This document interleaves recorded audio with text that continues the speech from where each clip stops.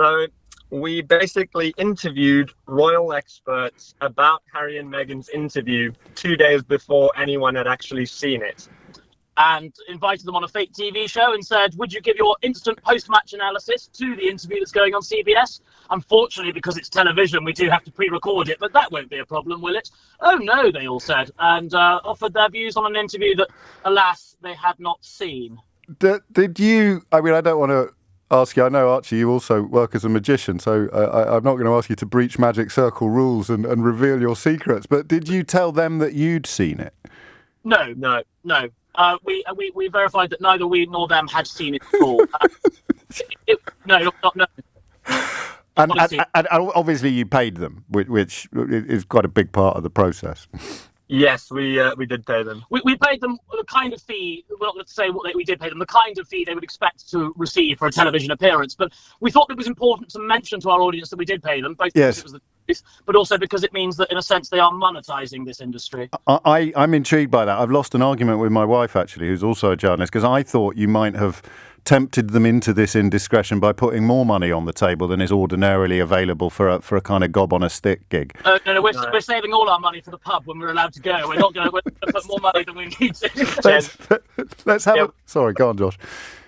To pay that amount of money. No, well, as I say, I got that one wrong. Let's have a little listen to the results, and then we'll come back to Josh and Archie in a moment, and they can tell you how you can find out more about their work. My name is Victoria Arbiter, A-R-B as in boy, I-T-E-R, and I am royal commentator for CNN. Richard Fitzwilliams, royal commentator. Ingrid Seward, I'm editor-in-chief of Majesty magazine. You've not seen the interview yet, have you?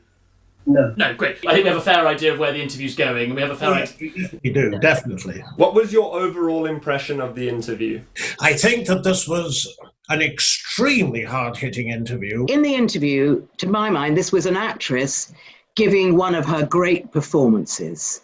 From start to finish, Meghan was acting. Do you think, looking back now, that Oprah went rather soft on Harry and Meghan? I think the interview was really an iron fist in a velvet glove. She did ask the tough questions. She had to ask the tough questions. It was not a balanced interview. But at the same time, I think she did ask those questions in a sympathetic light. Oprah is a friend and gave them an easy ride. And certainly favouring Harry and Meghan. She was totally sympathetic. And there is a great deal in it that the palace will find deeply concerning. Were you surprised in the interview to hear Meghan's comments about Prince William? To hear her talking about members of the royal family didn't surprise me at all. I think she was very unwise to do it, but she's the kind of woman that, wants her say. Meghan used extremely strong language to describe her relations with members of the royal household. Meghan spoke about her love of animals. Obviously, in the interview, Meghan talked about the Balham Donkey Sanctuary. What does that tell us about Meghan's character? Meghan talked about her love of animals, love of dogs, love of the Donkey Sanctuary. In the interview, the nicest thing about Meghan was that she, it's her love of animals. She does have a love of animals, but that's only one side of her. That's a domestic side. Is there a donkey sanctuary in Balham, Josh? I don't think there is, no, but that didn't seem to concern our royal correspondent. So, and obviously, as far as we know, there were no specific comments about Prince William either, but that, of course, just adds to the sense of fun. But there's some seriousness underpinning the fun here, Archie. Why did you do this? Ultimately, these are the kind of people that wear cashmere on breakfast television sets and once shared a taxi with Princess Margaret and feel that they've got a sort of insight into the royal family. They are then duping both media organisations and the public with their views that arguably, and it's up to our viewers and your listeners to make their own minds up, but arguably are not informed. And that's shaping what is, I think, now becoming quite a toxic debate. And we did not target royal correspondents. We did not target Tim Shipman or Nicholas Witchell, Chris Ship or Nicholas Witchell, or anybody who's a proper journalist. These are people that have set themselves up as experts. They're not journalists. And we also asked very open-ended questions. It was, did Oprah go too soft? Yes. And we didn't give them lines. The only 2 lines we gave them were so ludicrous that we almost did it as a chance. There isn't a Balham Donkey Sanctuary. There's no way.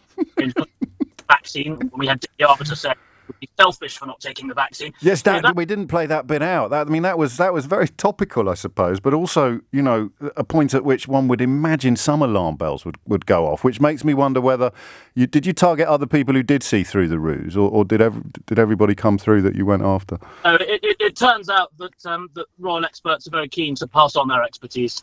For which we should all be grateful. Josh, do you want to tell my listeners a little bit more about the work that you both do? Take the opportunity to speak to this enormous audience, which is no doubt a tiny fraction of your YouTube following. I don't know about that. So Archie and I have a YouTube channel where we often try and pose experiments, ask questions, and explain those questions in a video. We've done a video recently where we nominated Gemma Collins for the Nobel Peace Prize and had our nomination submitted successfully. We've sold Deliveroo meals from my kitchen in my flat. So lots of interesting stuff like that. You can check us out on YouTube, and this was our latest video, and we're happy it's gone well and hope that everyone's enjoyed it. Josh Pieters and Archie Manners, thank you very much indeed for your time. You've also, just glancing at my own inbox, you've worked wonders for my credibility among younger listeners. So that's got to be make it all worthwhile for all three of us. There you go. And of course, the four royal experts mentioned there: Dickie Arbiter, Victoria Arbiter, Richard Fitzwilliams and Ingrid Seward are more than welcome to put their side of the story on this programme as well. The more the merrier, you know how it generally works.